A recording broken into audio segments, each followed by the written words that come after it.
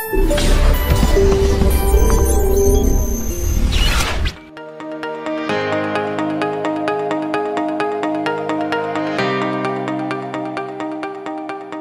dari 2018 sampai 2020 lebih banyak kita bicara tentang sanitasi wilayah, lebih banyak kita berbicara tentang open defecation free ataupun stop buang air besar sembarangan.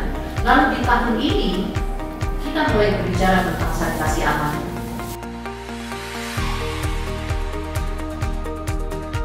Pencapaian target akses sanitasi aman ini bukan hanya menjadi tugas satu SKPD atau SKPK, tetapi juga merupakan usaha kita bersama dari seluruh komponen.